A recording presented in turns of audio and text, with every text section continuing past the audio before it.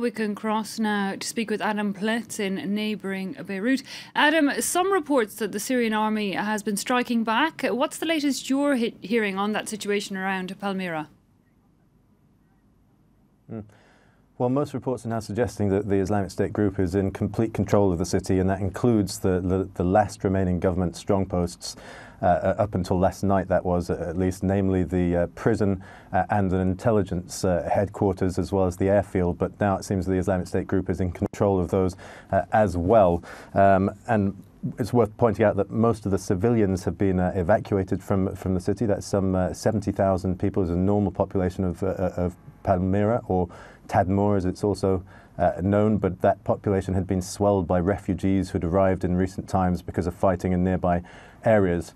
Now, the death toll, we understand, is at over 470 in the last week's fighting, and that includes upwards of 150 Islamic State group fighters, a large number of government soldiers, as many as 100 killed, we're told, just overnight, and then dozens of civilians who've been killed, as many as 50 of whom were executed sometime last week, coming from those are civilians from villages in the area surrounding the town. And those executions will have been part of the reason that the civilian population was so decisively evacuated.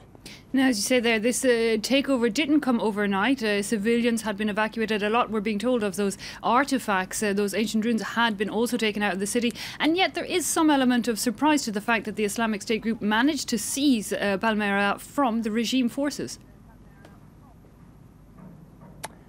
Well, that's right. I mean, but perhaps we shouldn't be surprised. I mean, we've been surprised as of June 2014 when the Islamic State group took Mosul, and then even more recently when they made gains in Ramadi, just in the last couple of weeks also in Iraq. And now activists in Palmyra giving similar accounts to eyewitness accounts in Ramadi, suggesting that the army collapsed. Now, the Syrian government says that they withdrew in an organized fashion, but it seems unlikely that they would withdraw from such a strategically important town, which lies on the highway between Damascus out towards the far east of Syria, and then on to Iraq. It also Palmyra has oil and gas fields around it. It was the location of a major prison.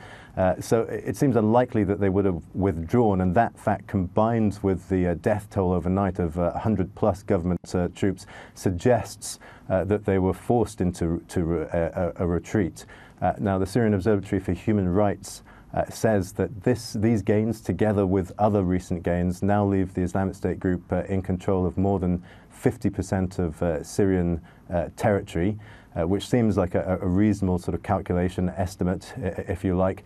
But I should caution that that would be that they certainly don't control anything like 50% of the population. Most of the areas that they control are very sparsely populated.